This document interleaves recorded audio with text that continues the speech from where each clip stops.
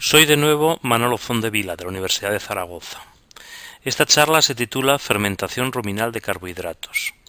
Empezaremos estableciendo brevemente algunos conceptos generales, incluyendo la diferenciación entre tipos de carbohidratos, para luego describir cuestiones relativas a la fermentación de carbohidratos solubles y de reserva en el rumen. A continuación, profundizaremos en los procesos implicados en la digestión de fibra, describiendo la secuencia de adhesión-actividad enzimática microbiana. Se repasarán los productos de la fermentación y su utilización para terminar con un repaso a los factores que influyen sobre la fermentación ruminal de carbohidratos. Excepto durante la lactación, en la dieta de los rumiantes los carbohidratos son aportados por alimentos vegetales. Entre los carbohidratos de contenido celular vegetal se encuentran azúcares simples, monosacáridos que incluyen pentosas y hexosas, con un papel importante como transferencia de energía en las rutas metabólicas de la planta. Por ello, estos compuestos se localizan en hojas de plantas verdes y son solubles.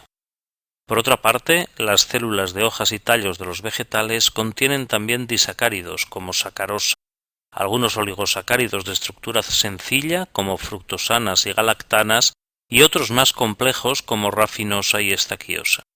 Además, el principal polisacárido de reserva del reino vegetal es el almidón, presente en grandes proporciones en los granos de cereales y de algunas leguminosas. Algunos de estos compuestos son insolubles, mientras que otros tienen una solubilidad parcial.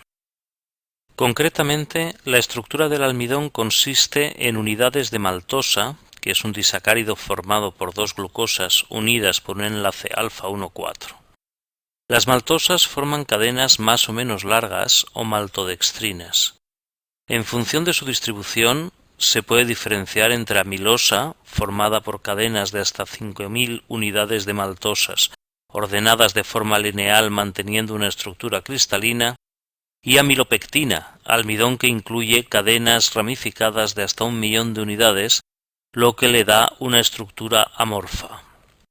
La amilosa es menos digestible pero más energética, mientras que la amilopectina es más accesible al ataque enzimático, aunque rinda menos energía.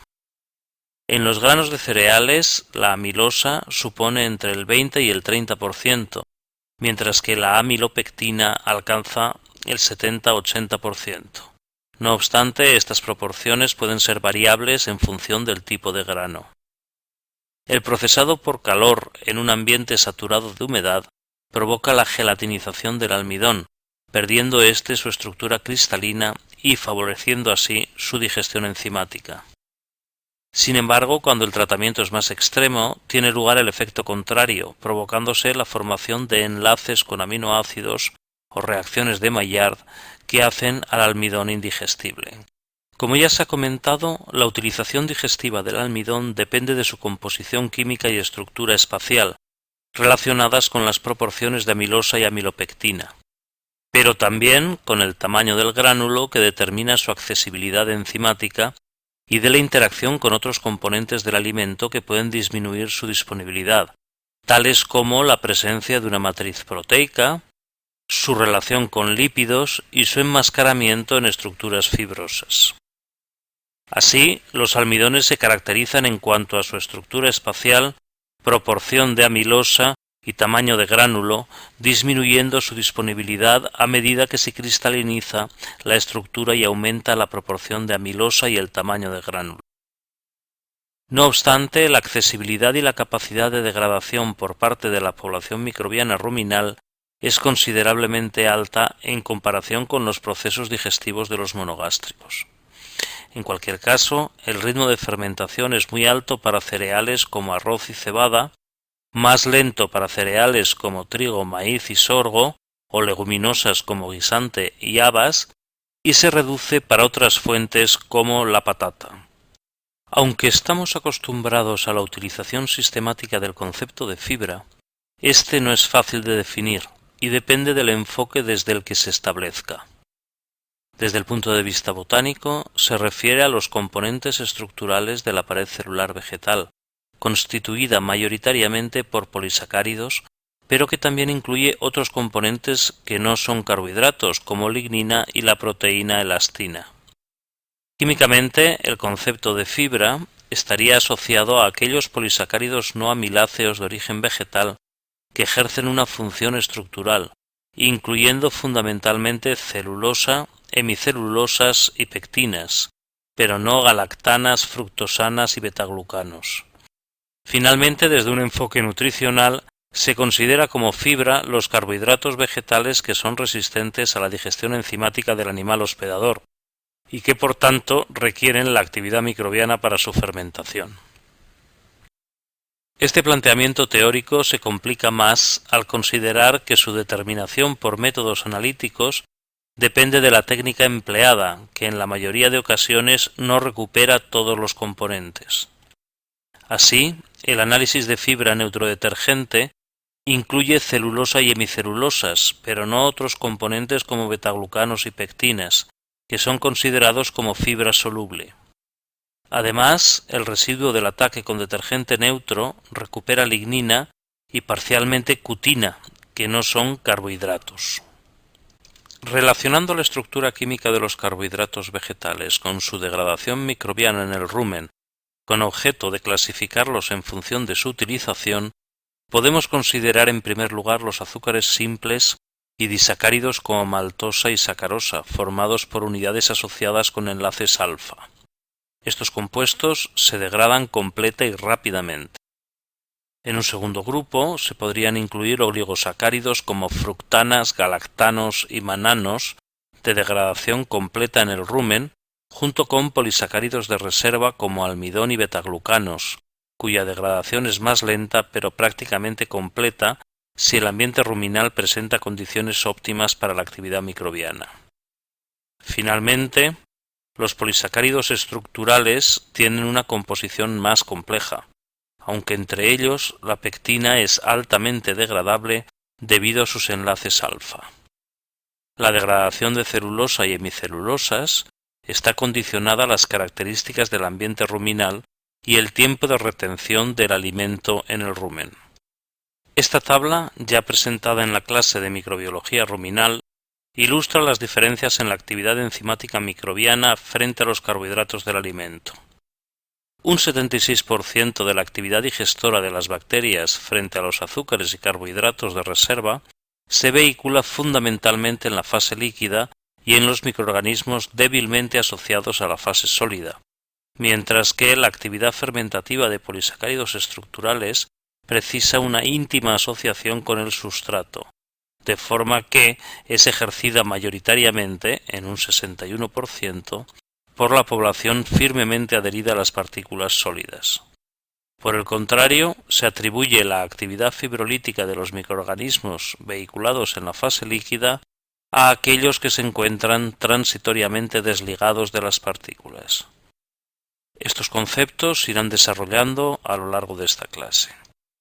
Otra cuestión a tener en cuenta son las diferencias en el comportamiento degradativo en función de los tipos microbianos.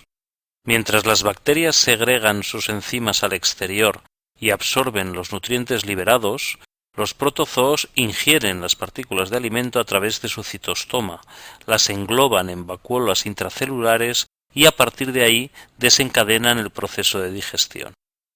En la fotografía de la izquierda se observa cómo un pequeño entodinium ha llenado su citoplasma de gránulos de almidón que ha ingerido en poco tiempo. Su digestión intracelular ha comenzado como muestra la excreción de residuos a través del citoprocto. En la fotografía de la derecha puede verse como un protozoo entodiniomorfo de tamaño grande, de la especie Eudiplodinium maggi, ingiere una partícula de fibra vegetal, que va plegando en el interior del citoplasma para su digestión posterior. Pasamos ahora a hablar de los procesos de fermentación de carbohidratos solubles y de reserva. Sobre el esquema de la estructura del almidón se muestran los sitios de acción de las enzimas implicadas en su hidrólisis. Las enzimas que digieren el almidón son, en general, amilasas y amiloglucosidasas, que rompen aleatoriamente las cadenas liberando maltodextrinas, que son oligosacáridos de longitud variable, o bien disacáridos, maltosas, que son posteriormente digeridos por las maltasas, resultando 2 unidades simples de glucosa. Las enzimas implicadas en la digestión del almidón provienen tanto de la población microbiana ruminal como de secreciones del hospedador, como saliva, secreción pancreática o del intestino delgado. Como muestra la tabla de actividad amilolítica de distintas cepas bacterianas en cultivos puros in vitro, las bacterias características en la degradación del almidón son fundamentalmente las especialistas Ruminobacter amylophilus y Streptococcus bovis, pero también presentan una marcada actividad amilolítica las generalistas Prevotella ruminicola y Butyrivibrio fibrisolvens.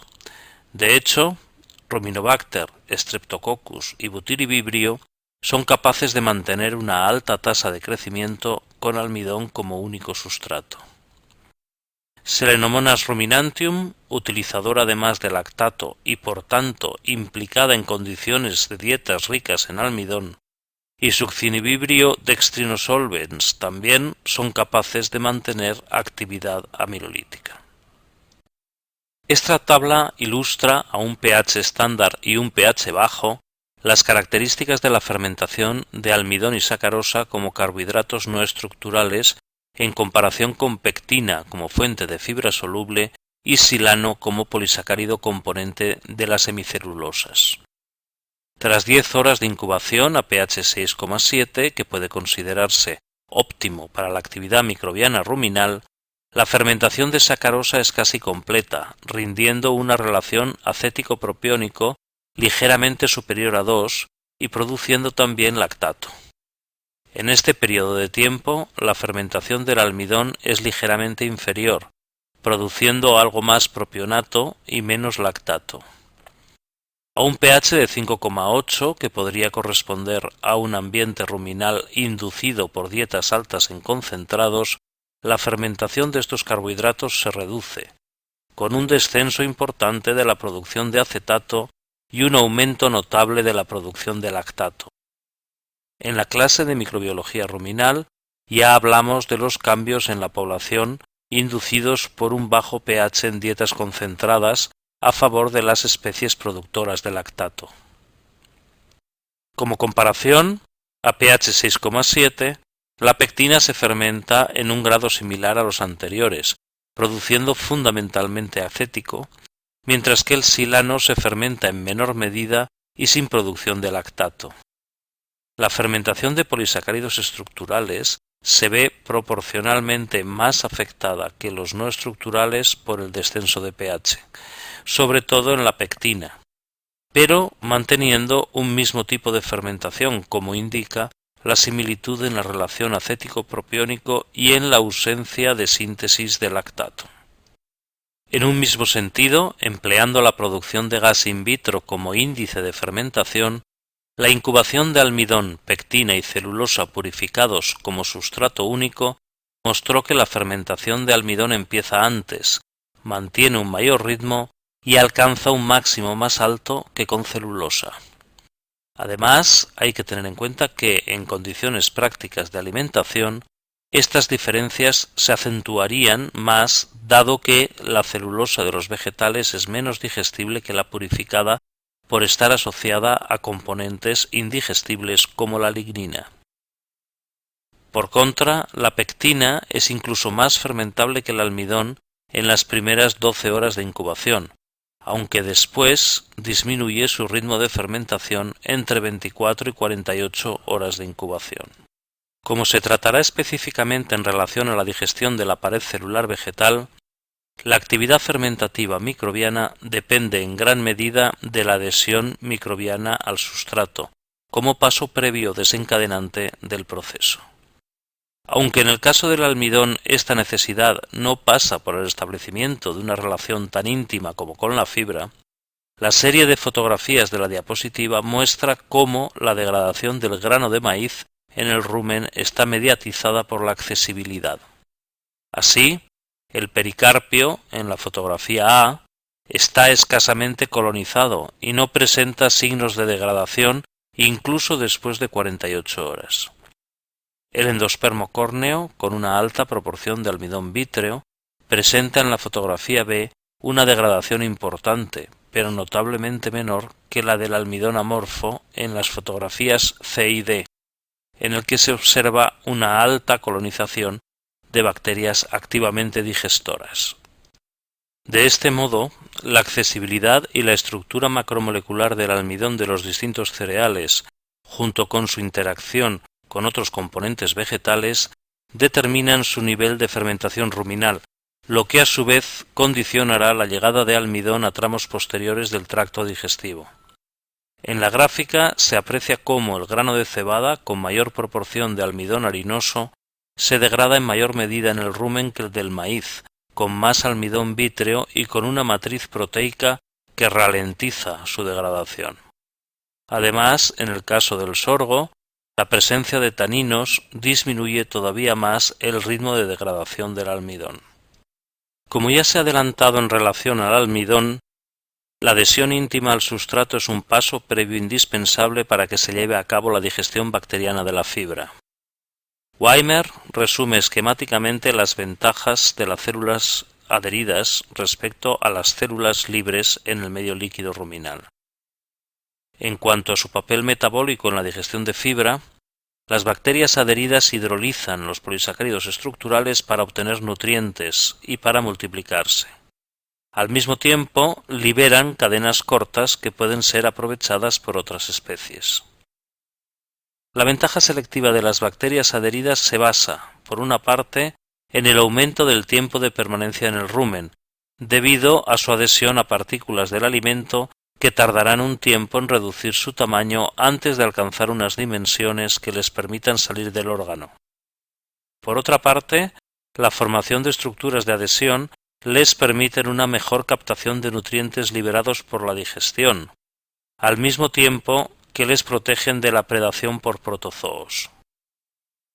Además, la adhesión aumenta la eficiencia de actividad enzimática por la mayor proximidad al sustrato y por evitar que la alta actividad proteolítica del medio ruminal degrade dichas enzimas.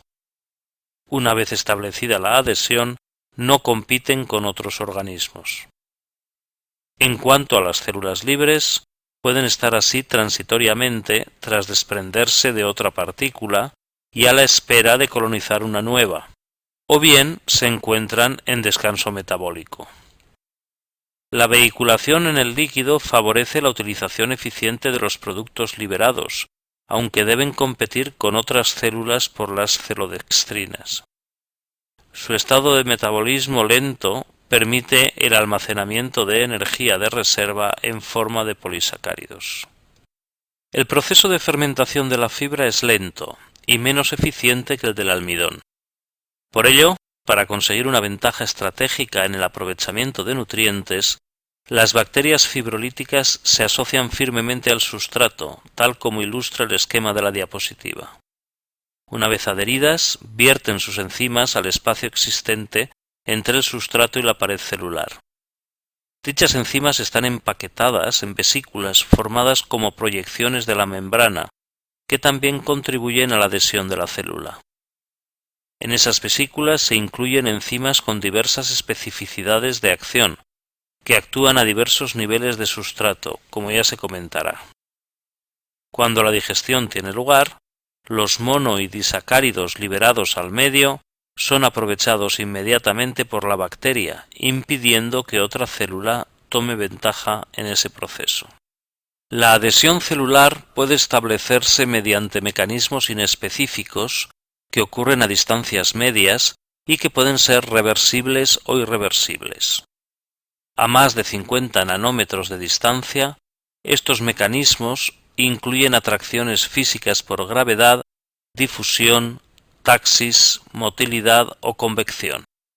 Entre 2 y 50 nanómetros de distancia al sustrato, se establecen atracciones por fuerzas de Van der Waals o electrostáticas y relaciones hidrofóbicas a distancias más cortas.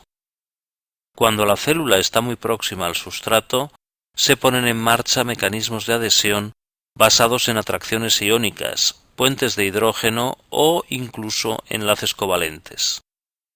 En esa situación, se induce en la célula el desarrollo de estructuras específicas de adhesión, como la formación de celulosomas vesículas de membrana celular que incluyen enzimas fibrolíticas, como se ha comentado a modo de ejemplo en la diapositiva anterior. También pueden desarrollar la formación de glicocálix, una estructura fibrosa derivada de la membrana celular que se adhiere al sustrato. Por otra parte, las enzimas fibrolíticas, además de su núcleo catalítico, tienen un